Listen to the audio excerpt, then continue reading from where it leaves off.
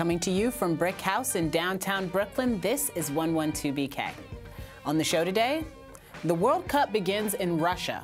We'll talk about where to watch, plus gun violence and masculinity, and what we should take away from Karl Marx today, 170 years after his Communist Manifesto. Hi and welcome to the show. I'm Ashley Ford, joined by producer Ross Tuttle. Hello, Ashley. How's it going? I mean, I'm okay. You're I'm okay? all right. You're Yeah. okay. Yeah. Do you know what today is? What's today, Ross? It's not Throw a Fruitcake Day. Oh my God, it's Ross. the start of the World Cup. Yeah. I knew that. And you're excited about this, right? Super excited. I have feelings. Yeah. I certainly do have feelings. You always have feelings. I do. I know. I like that about you. Well, you'd be forgiven. You do know, but for people who may not know, they'd be forgiven because the United States is not participating this year. They failed to qualify. Feels less festive in a way.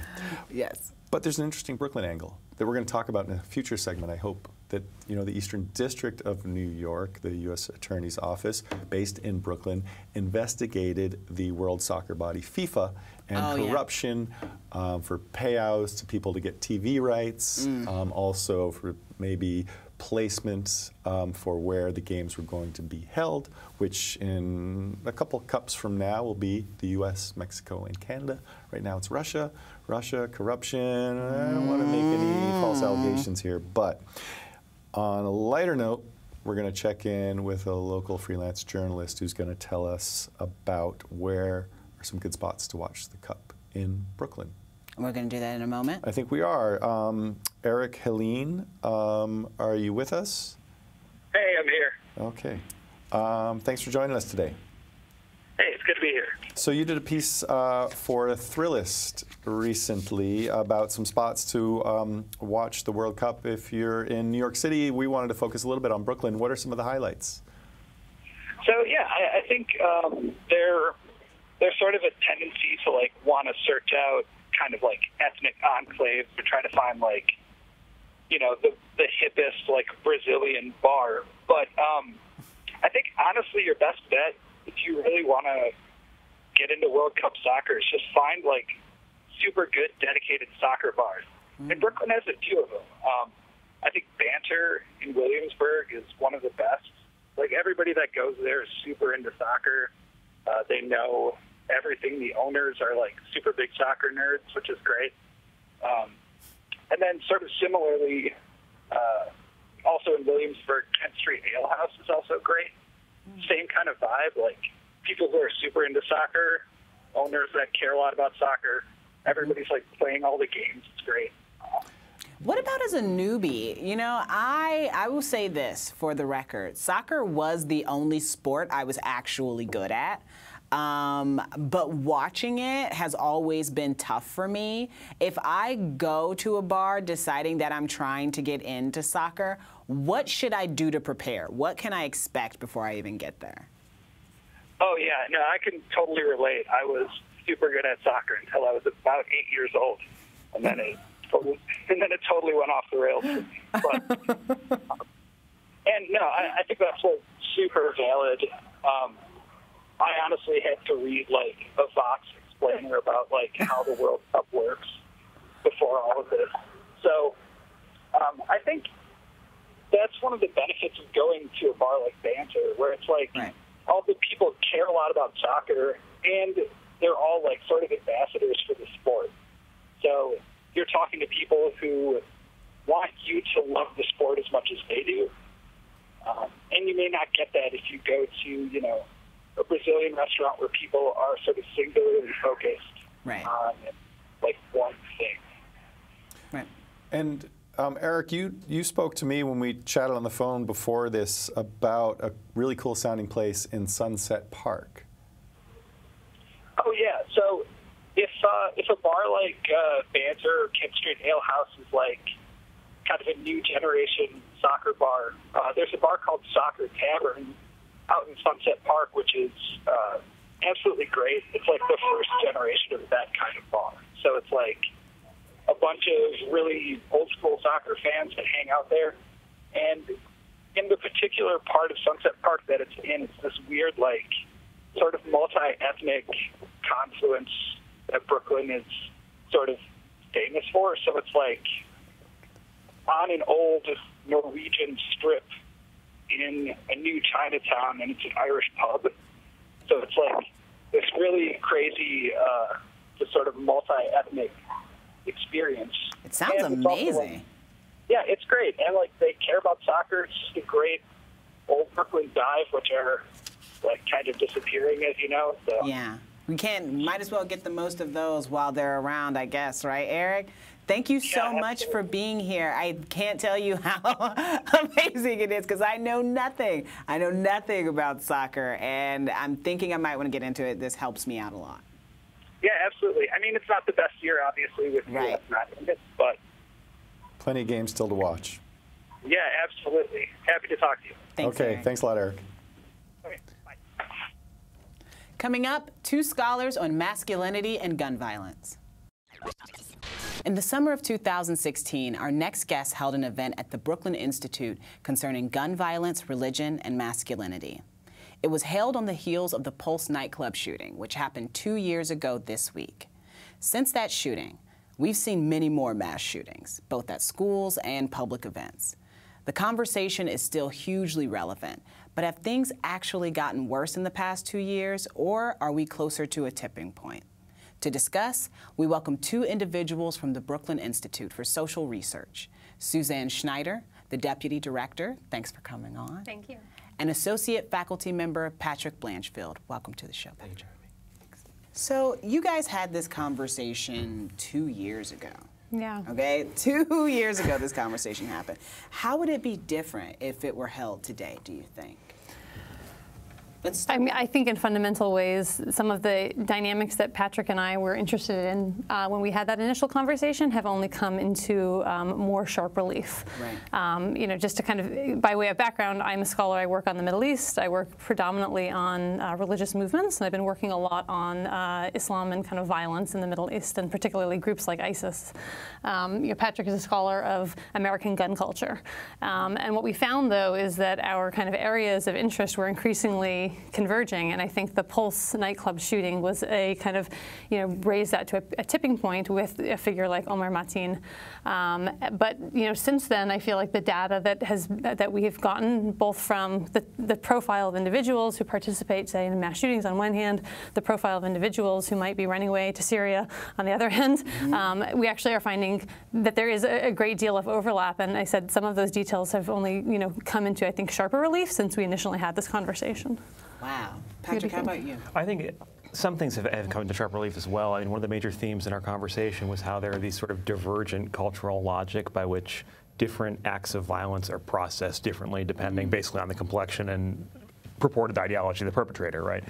And since that conversation, you know, the election and whatnot, but also we've had events like, you know, marchers in Charlottesville being called like very nice people, and meanwhile we've had the president manufacture terrorist events in Sweden that didn't even happen, or comment on breaking news, precisely, or comment on breaking news events and indicate that these must clearly be acts of Islamic terror. So again, we see a certain cultural logic by which certain events are siloed as being terror, and we know what they're about, and it's pathologized, and other ones are understood as being normative and acceptable, and even done by good people who just make mistakes. Yeah, I mean, and I think that the way that you see this kind of inflected in kind of normative political culture is around this kind of question of mental illness. Yeah. So a Nicholas Cruz, right, who is the shooter in Parkland, he's disturbed, right? He's mentally unstable. He's, you know, whereas his, you know, had that been done by a Muslim, there's just no question that person is disturbed. That person is a religious fanatic who hates our freedom, right? It's something about intentionality.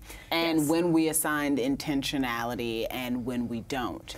And I think that that's really, to me anyway, that's the really, really interesting distinction. After the Las Vegas shooting last year, we got a real sense of how these episodes were discussed by politicians and the media, like you said. Like, it was seeing that happen. I think when Las Vegas happened, when that many people were shot at once. Do you guys remember the numbers on that? 56? I mean, it's 56, and then you had another 400 or 500 people injured in just the fray. And and tumble. Yes, just in the fray and tumble of it. And to hear the conversation about what happened there versus conversations about maybe what happened in San Bernardino or something, it's completely and absolutely different. Can you talk about how we characterize the people who commit these acts of atrocity is so important? Yeah, I mean, it really does matter what language we use when we talk about these things. Right. And in my kind of personal opinion, what's happening here is that the kind of differentiation between kind of mentally disturbed white dude on one hand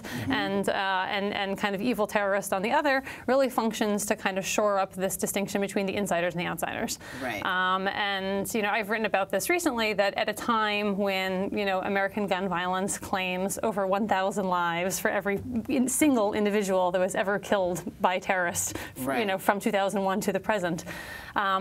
We have a flurry of activity on one front here, that we can close our borders, that we can ban immigrants, ban refugees, and that it's always the outsiders who are kind of perceived as being more dangerous. Right. But actually, all of our data points that are kind of the biggest threats are walking among us. Right. But we don't really want to face up to that, and nor do we really have the political will, it seems, to make any sort of meaningful change in terms of gun control, in terms of things that might actually make us safer. Right. So there is a kind of an apparition of safety that comes through things like stricter border security, or throwing billions of dollars at kind of counterterrorism, while at the same time, we have this runaway gun violence, which is actually killing a lot of people. And it's not why. And just talk. Actually, Patrick, I'd love to hear your thoughts on this specifically, because this is really interesting to me as well. Would people rather believe they were safe in a certain way than actually be safe by changing things? Because that's what it certainly sounds like. But I'm wondering, is it more complex than? Because when I break it down, that's what I see basically. Or people would rather think they are safe than actually be safe. No, I think that's absolutely true, in ways that are almost so blatant and sad as just to be tragic. And I can think about what Susie was addressing here about this question of pathologization, right? When individual, invariably young, or almost always young white men commit mass casualty attacks, they are pathologized as individuals, right? Or even that burden is put on other people. Their classmates didn't do free mental health care for them. The girl embarrassed him. Exactly. Which is another way of just victim blaming her for saying basically she had it coming, right? She should have done more emotional or perhaps even physical labor to sate his needs. And then that happens, and also our mainstream discourse essentially engages in theological language of being sort of like Job in the Bible, well, what can we do? This is a tragedy, we must pray and turn to God. And meanwhile, if the perpetrator is a young brown-skinned or specifically Arab Muslim man, right, then the entire culture is pathologized as being mentally ill. And what here is essentially, what in the first case is totally baked in, inane, theological vapidness, then becomes also another sign of pathology over there, where we're simultaneously, a Muslim culture is totally violent, Islam is a religion of violence as such, so it perpetuates this. Even more than a mental illness. I think the way when I see people describe it, what I would think of or what I would call it would be almost cultural illness. They believe there is something about the culture of those who are different from however we are. Which is just kind of like an older Orientalist trope, kind of, we put some new clothing on it for the 21st century. What's the media's role in this? I mean, I know you have a little bit more to say, but I really want to go here, and I want to make sure we don't run out of time. But what's the media's role in this? As somebody who, at times I've written opinion pieces. I know a lot of people that I know are writing opinion pieces all the time, and I feel like this is the main thing they're saying, which is there's this dichotomy. There's this idea that, a person who looks like this does a crime and it's this, and a person who looks like this does it, and all of a sudden it's being packaged differently. But is that enough to write about these things and talk about them? I mean, I think that there's first of all, there's terrible media. I don't want to put that aside because they're not helping at all. But what you see in that kind of in the terrible media, which I think some people who are trying to do smarter journalism can and should pick up on, is our tendency to treat certain people as individuals versus certain people as kind of just mere representatives of this larger over-determining cultural force that kind of almost predisposes them to violence. So we treat these kind of American mass shooters as individuals and we look at their kind of individual psychology and development, whereas we kind of are very comfortable speaking in monolithic and kind of homogenizing terms about outsiders and about others. Right. I mean, I think that something that media can do, though, is just, you know, raise awareness, first of all, about how these things are interconnected. You know, Patrick and I have both kind of remarked, you know, there are videos that are put out fairly regularly by ISIS and by other kind of radical groups that explicitly call on Americans and American Muslims who are not able to travel to Syria, or now the territorial base is kind of dissolved, but, you know, to take advantage of America's lax gun laws and to buy rifles and buy pistols and go on mass shooting sprees. Like this is, and there's no clear indication of how we need to think of these things not as kind of distinct phenomenon, but really knit together than a video like that. And in some of these videos, they even will then cut to television footage of mass shootings. Wow. Whew, that's what an indictment. This is something that I want to ask you about because one of the things that we just talked about on the show was the idea of suicide contagion in the wake of the deaths of both Kate Spade and Anthony Bourdain. Which is basically about how, you know, these high-profile suicides can actually lead to, you know, more suicides happening as people see them. Does this work the same way? Because it seems like it does. Yeah. I think there's definitely some compelling empirical research to indicate that there is a large copycat phenomenon when it comes to school shootings and mass shootings specifically, right? And you can find these sort of subterranean or not so subterranean corners of the internet where people are, you know, venerating various mass shooters as saints. And this again gets at the question both of the media's role and at your question earlier about like what do people want in terms of safety, right? And I would argue that one of the primary functions of the American media and American media discourse, at least in the mainstream, is to launder violence into sort of talk and to ratify certain distributions of violence into different spaces where we see it as appropriate, right? Such that we are told consistently to mobilize massive financial and cultural and military resources against this omnipresent, ubiquitous threat of terror from the Muslim world, which has been going on for nearly 2 decades, but also to accept and basically just pray away a regular, steady churn of domestic gun violence. And sometimes these issues intersect, not just in the example that Susie gave us too, which is devastating, but also in a lot of the pro-gun control rhetoric that you see from Democrats, where you have these former soldier turned like quasi-woke Democrats being like, I carried an AR-15 in Baghdad, and this doesn't belong on our streets. And I'm like, well, you know, maybe it doesn't belong on anybody's streets. So maybe these problems are kind of connected. So special that like we don't deserve them, but everybody else does. Like maybe no one should have them. And the last question that, you know, I just have a little bit of time for here, but I definitely, you know, Susan, I'd love to hear your thoughts on this. But if you guys were going to have that conversation today, what do you think the title would be? Or would it be the same?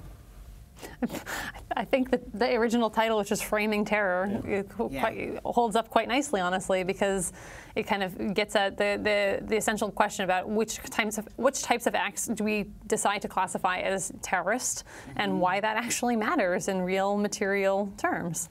Yeah, do you have any other thoughts on that? I think I like that title too, and I still stand by it. I think maybe I'd switch it a little bit to be almost more talking about like producing terror, because I think there is this way, particularly with the media component here, where what's happening is a production of terror as a phenomena that we can be like, you know, again, that we can point to, and it sort of offers an explanation for where we are right now. I appreciate it. Thank you both so much for being here. I feel like we could have gone on and on. There's so much to say here, and I would love to have you back at some point to talk more about this. Thank you for being on today. Thank you. Thank you. 20 years ago, the 150th anniversary of Karl Marx and Friedrich Engels' Communist Manifesto, a publisher wanted to reintroduce its lessons and invocations to the world. Back then, same as now, and especially in the US, we were living in an age of rampant consumerism and the commodification of almost everything. But marketing the manifesto created an inherent contradiction. How can you sell and consume a product so intrinsically opposed to both capitalism and consumerism?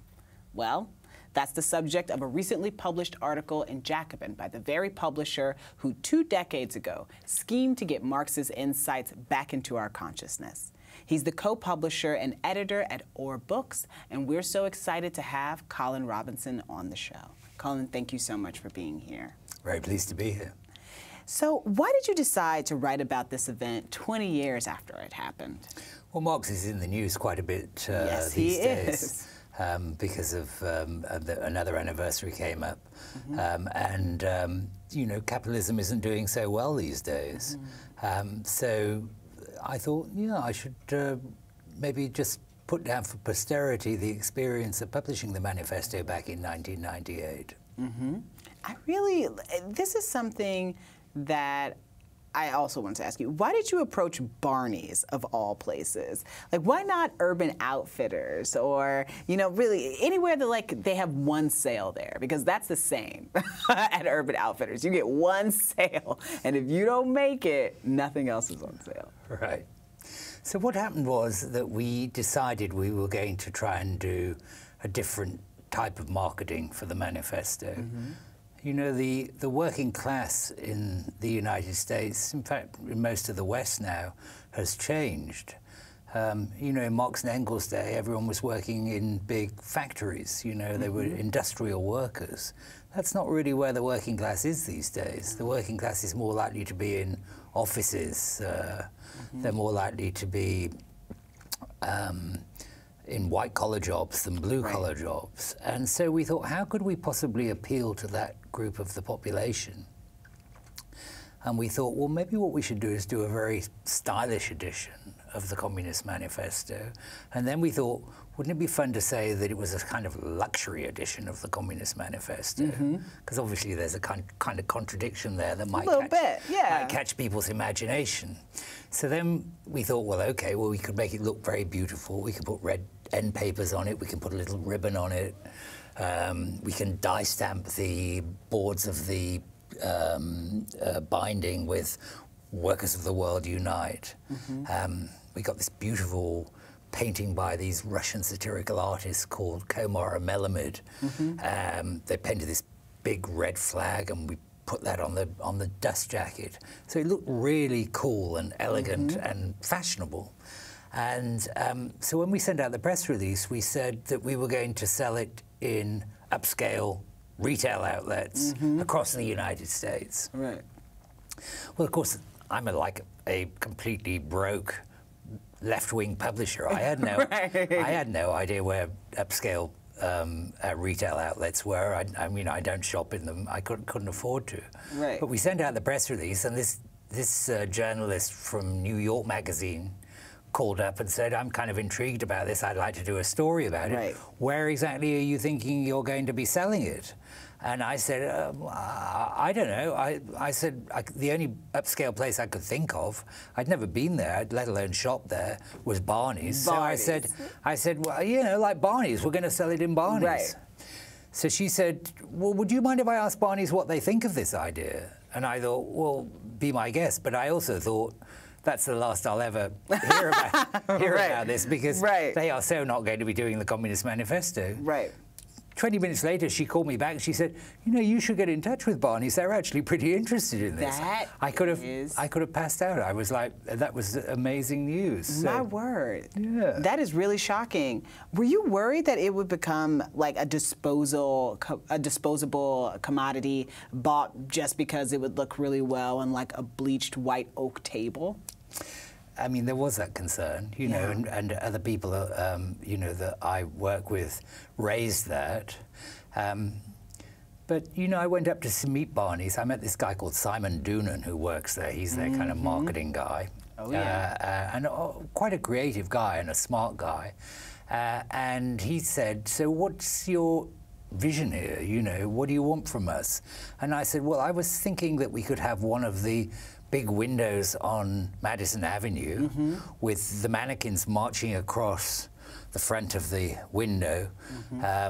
And they would be carrying big banners which would say, Workers of the World Unite. And you could dress them in whatever clothes you wanted to. I mean, I wouldn't know what they should be wearing. But in their purses, they would have copies of our book. And he looked at me and he said, this is ironic, right? And I said, well, it's it's sort of ironic and it sort of isn't ironic. It's Right. the tension between the two things that actually makes it interesting, Right. and might make people come in and flock into your store.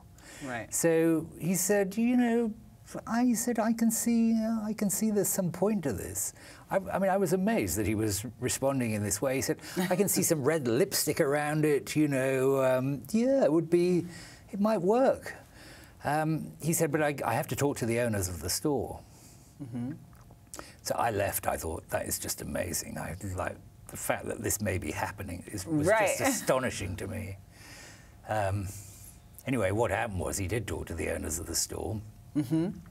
Meanwhile, word kind of got out. I must say, I told a few people about this extraordinary meeting.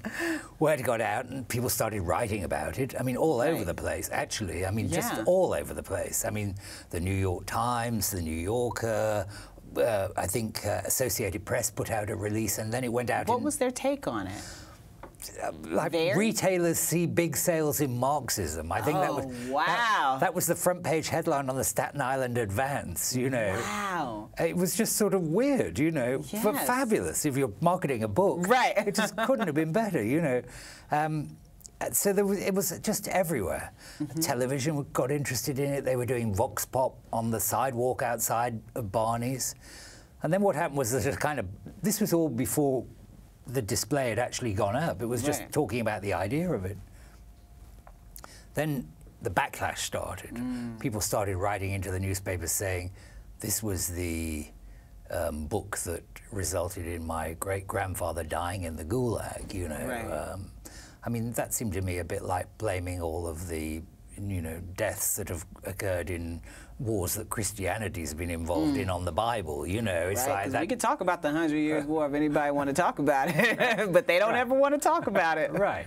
You can't blame Marx and Engels for all of the terrible things that were done in their name subsequently. I don't think you can anyway. Absolutely. But there was a backlash, and in the end, Barney's didn't do it, you know. So, but by that time, we were off. I mean, we were in the news, and we were selling lots and lots of copies of the manifesto.